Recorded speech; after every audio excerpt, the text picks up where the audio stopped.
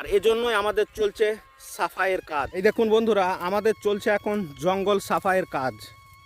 এই দেখুন যেগুলোকে কাটা হচ্ছে এগুলো পার্থেনিয়াম। তো পার্থেনিয়ামগুলোকে কেটে সব অন্য জায়গায় ফেলে দিয়ে আসবো বা আগুনে পুড়িয়ে দেব। কিন্তু বড় বিষয় এটা নয় যে আমাদের কি কারণে সাফাই চলছে। চলুন একবার দেখা। এখানে সাপের প্রচুর আবির্ভাব হয়েছে বা উৎপত্তি হয়েছে। এখন মাঠে প্রচুর পরিমাণে সাপ, কতগুলো সাপের খোঁস আছে আপনাদের দেখায়। এই দেখুন এখানে একটা সাপের খোলস পড়ে, এই দেখুন। তো আরও দেখায় বড় খোঁস, এই দেখুন এখানে একটা খোলস পড়ে, এই দেখুন, এই দেখুন এখানে একটা পড়ে।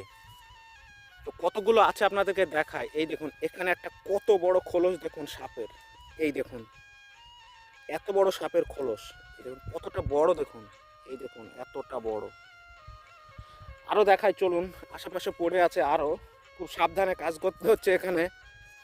দেখায়, এই দেখুন এখানে একটা পড়ে, এই দেখুন এখানে একটা পড়ে। তো মূলত আজকে দেখুন এইগুলো সব সাফাইয়ের কাজ চলছে। মালটা বাগান আমার, এদিকের কাজ প্রায় সাফাই হয়ে গেছে। এগুলো পোড়া তেল দিয়ে পুড়িয়ে দেবো একবার করে, বাস তাহলে হয়ে যাবে। আর এই দিকটাতে আছে আমার ওলকপি, এই দেখুন এই দিকটাতে ওলকপি আছে। আর এই হচ্ছে সেই সাপের খোলসটা, দেখুন কতটা বড়, এত বড় সাপের খোলস। তাহলে নিশ্চয় এখানে কোনোখানে না কোনোখানে সাপ নিশ্চয় আছে।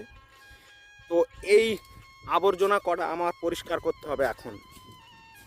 কতটা আবর্জনা দেখুন। তো সাপ বেরোবে কি জানি না, দেখা যাক। এখানে আপনারা দেখুন সম্পূর্ণ ভিডিওটা, আমি সাফাই করছি। সাপ যদি বের হয় সেটাও আপনাদেরকে দেখাবো। তো আপনারা ভিডিওটা দেখুন আর বেশি বেশি পরিমাণে শেয়ার করুন। তার কারণ প্রত্যেকটা মাঠে ঘাটে, আমাদের শুধু এখানে নয়, পশ্চিম বাংলা জুড়ে মাঠে ঘাটে প্রচুর সাপের উদ্ভব ঘটেছে। তাই আপনারা যখন মাঠে কাজ করবেন একটু সাবধানে কাজ করবেন, একটু সাবধানে। দেখুন এখানে সাফাই চলছে আমাদের। তো প্রত্যেকের কাছে অনুরোধ থাকবে, আপনারা যে যেখানে জঙ্গল দেখবেন বা পার্থেনিয়াম দেখবেন সেগুলোকে উপড়ে ফেলে দেবেন।